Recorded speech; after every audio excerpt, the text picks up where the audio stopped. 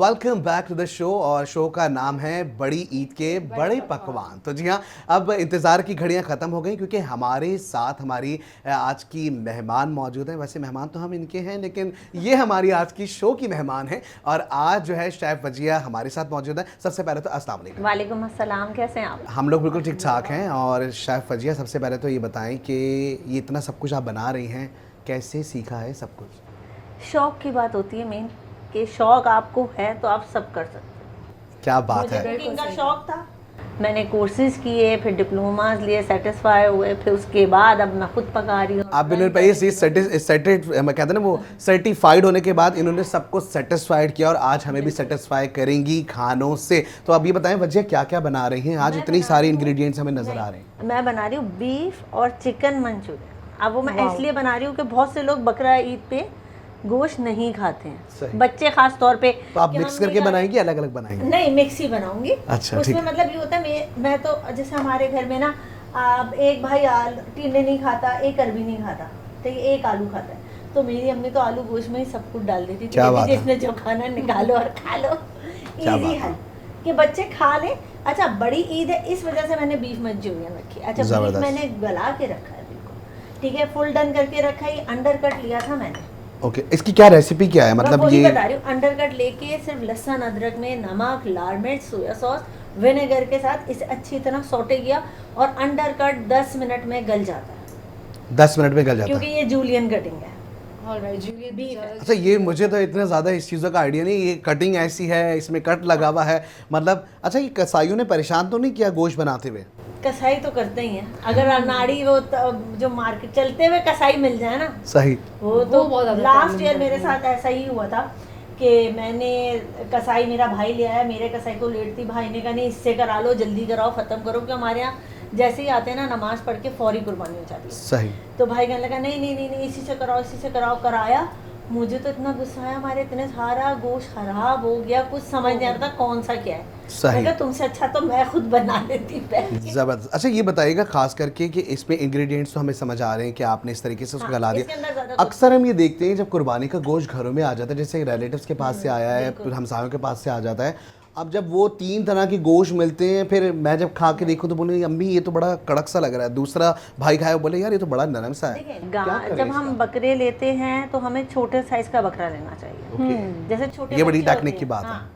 अगर आप जितना बड़ा बकरा लेंगे या जितनी बड़ी गाय लेंगे, उनका गोश्त थोड़ा देर से डार्क कलर का भी होगा, मतलब थोड़ा ब्राउनिश शेड पे जा रहा होगा, बहुत ज़्यादा कलेजी टाइप का, और वो गलने में भी टाइम लेगा और उसमें वो फ्लेवर भी नहीं होगा। हम छोटा बकरे का अगर हम गोश्त लेते हैं, जो मार्केट में नॉर्मल डेज में मिलता है, ये छोटे होते हैं, इनके तो शायद दांत भी नहीं आते जो काट के हमें खिलाया जाता है, हमें उसकी आदत होती है, और वो लटका रहता है तो उससे सारा ब्लड ख़त्म हो जाता है, तो उसकी वजह से ना स्मेल आती है ना कुछ होता है। और यही बात मैं आपको बताऊं, मैं कुर्बानी का गोश्त बनाती हूँ, पर आप खाओगे आपको पता नहीं चलेगा। मतलब आज हम जो कुर्बानी का गोश्त खाएंगे हमें पता नहीं चलेगा क्या। अच्छा, ये कीमा भी कुछ रखा हुआ है, आप हमें बताएं तो क्या क्या चीज़ है? असल में बंस रोड पे कबाब मिलते हैं। ओके, ठीक है, मतलब आज हमारी ट्रीट है। नाम हम ले नहीं सकते, अगर बोले तो बताती हूँ। नहीं, आप बस सही है, समझ आ गया हमें। उसके मशहूर कबाब है, उसको मैं घर में बनाने का तरीका बताऊंगी कि देगची में हम लोग जाते हैं, इतने महंगे खाते हैं, देगची में बनने में किस तरह होगा। और बहुत आसान रेसिपी है, बहुत इजी रेसिपी है, और फेमस भी बहुत है, ख़ास तौर पर मुझसे बनवाई जाती है। ज़बरदस्त। मतलब ये ऑर्डर्स भी आप जो है वो अक्सर हमने देखा है कि आपके ऑर्डर्स अच्छे खासे जा रहे होते हैं, तो वो इसके हवाले से सब जाते हैं। दही बड़े बना रही हूँ, वो भी सदर में बहुत मशहूर है। आप क्या बात पता चलेगा कि वैसे क्या बात है। मतलब हमारी जो आज तवाज़ा की जा रही है वो मीठे दही बड़ों के साथ, जो कि सरप्राइज़ था, और दूसरा जो है वो कबाबों के साथ, और तीसरा हम चाउमीन खाएंगे, वो भी बीफ और उसके साथ साथ चिकन के साथ। अच्छा, ये बड़ी अच्छी इंपॉर्टेंट बात 2-3 और भी हैं। एक तो ये कि मैं चाहूँगा कि आप भी कुछ सवालातों का सिलसिला शुरू करें, क्योंकि ज़ाहिरी शेफ़ इस वक्त हमारे साथ मौजूद हैं। आपने कभी इस तरह की चीज़ें ट्राई की हैं? बिल्कुल मुख्तार, मैंने बिल्कुल बनाने की बात हो रही है। बिल्कुल बनाने की ही बात कर रही हूँ। मैं जो हूँ आलू गोश्त बहुत अच्छा बनाती हूँ, और इसके अलावा मैं कीमा आलू बहुत अच्छा बनाती हूँ, मैं दाल की सारी वेराइटीज बहुत अच्छी बनाती हूँ। ये बता, मैं तो थक गई। और मैं नहीं, बिल्कुल आप मोस्ट वेलकम, मैं आपको ज़रूर ट्राई कराऊंगी। मेरे हाथ का, मेरी एज़ पर माई फैमिली, मैं आलू गोश्त जो है वो बहुत अच्छा बनाती हूँ। ज़बरदस्त। तो जिस दिन वो बनता है तो उसकी बाकायदा बहुत ज़्यादा डिमांड होती है। मैं आपको बताती हूँ, असल में सारी लेडीज़ जो भी हैं, मैं हूँ, आप हो, इनकी वाइफ होगी आगे जाके जो भी, ऑन एयर घर में लेडीज हैं जी वो सब जो है ना वो शेफ ही हैं, उन्हें सब आता है और पका के उन्हें एक्सपीरियंस होता जाता होता।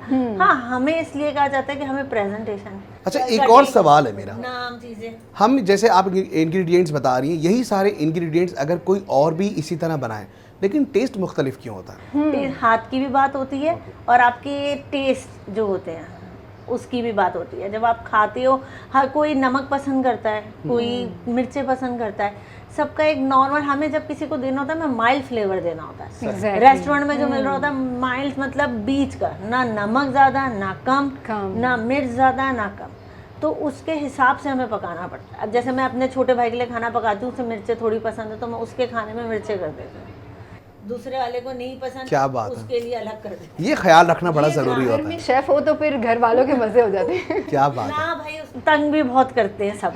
अच्छा, चलें जी, अब जो है वो रेसिपी का सिलसिला शुरू हो जाएगा और बिल्कुल ब्रेक पे जाएंगे, ब्रेक से वापस आएंगे, शेफ़ आपको बताएंगे, खास करके ज़ाहिर गुलशन किचन को भी रन कर रही है, साथ में जो है वो हम देखते हैं कि मुख्तलिफ बहुत सारी जगहों से ऑर्डर्स आ रहे होते हैं। अब इनके तो अब्रॉड से भी ऑर्डर जो है ना वो आ जाते हैं, तो ये उसी तरह टिन में पैक करके, वो उसका भी मुझे सवालात बड़े कर रहे हैं, लेकिन हम वो बाद में करेंगे। ब्रेक पे जाएंगे, ब्रेक से वापस आएंगे और फिर उसके बाद ये भी देखेंगे कि हमें शेफ़ फजिया किस तरह ये बना के दिखा रही है। हमारे साथ रहिए और जी हाँ, इसी प्रोग्राम में आपको दोबारा वेलकम करेंगे जिसका नाम है बड़ी ईद के बड़े पकवान।